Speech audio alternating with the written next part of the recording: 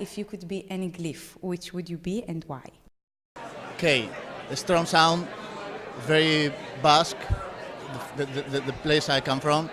I would be letter G, but I think I love many glyphs, so it's actually a very difficult question.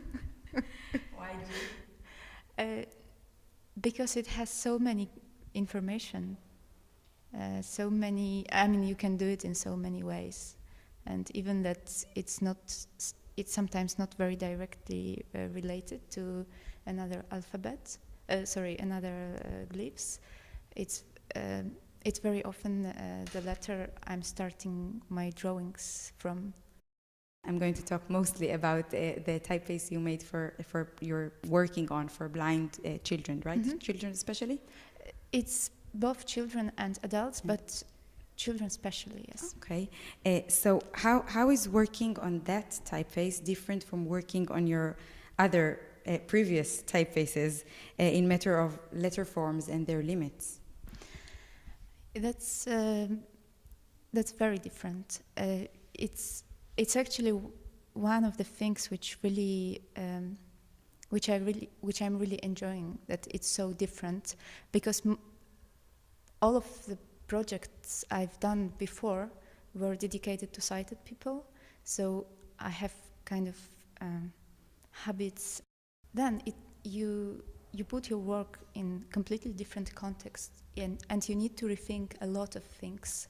You need to rethink readability. You need to rethink the whole process of reading, because it's just so different. Rhythm and harmony, which is very important for in typefaces for sighted, are absolutely not the case in this situation.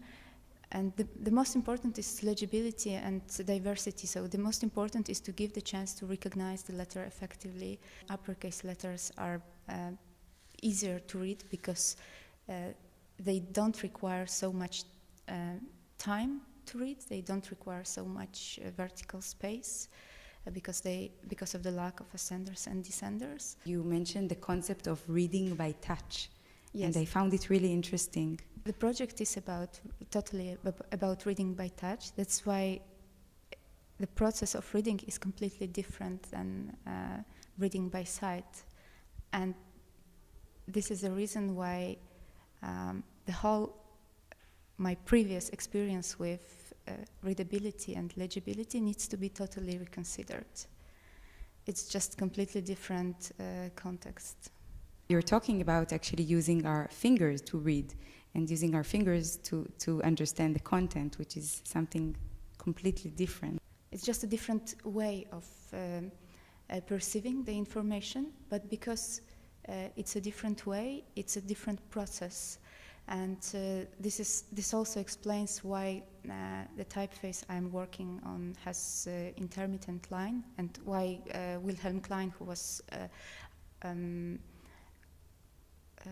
an author of the typeface which I'm referring to, also he came up with this solution of intermittent strokes, because they're just more intense. It's easier to perceive them, because this is how our fingerprints built. It's easier to perceive intermittent line than a smooth line. So there are a lot of very technical things which I need to consider working on this project. Designing typefaces for sighted people, there are a lot of optical details, a lot of things which type designers usually get excited about, like, oh, this is a cool curve, this is a really interesting shape, and in this case, sometimes it's very very basic things, because if you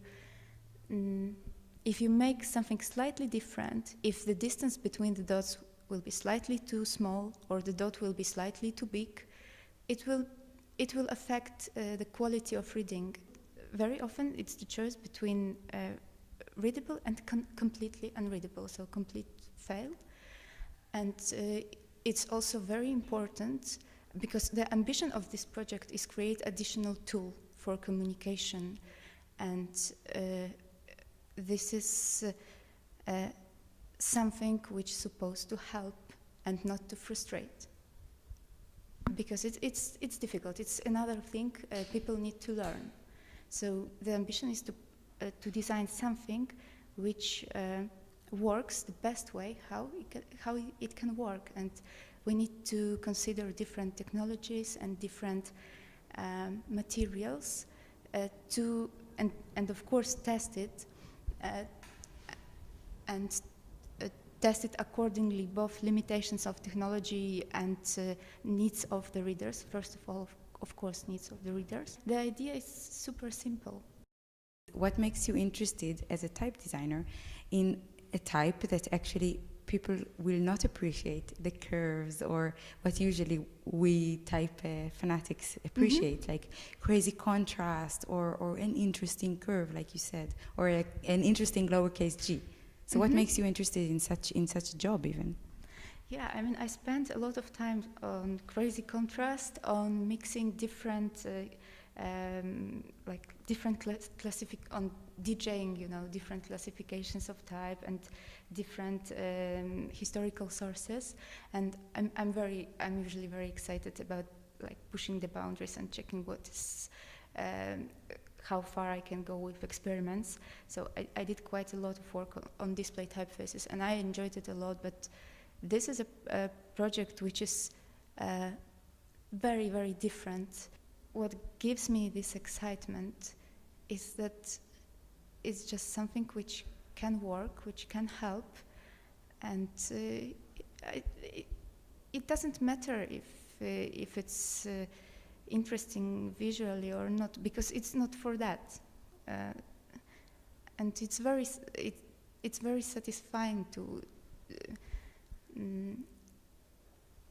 work on the subject like that. Okay, there are a lot of parts of this job which many people would consider very, very boring, and well, it's probably true. But there are so many things you can discover, so many problems waiting to be solved, that you literally can go everywhere and you can discover something new. From your talk, what would you like the ATypI attendees to take home with them? I would like people to discover that there are a lot of different groups of readers and different kinds of challenges which are waiting to be solved, and this is our job to do it, and this is also an exciting part.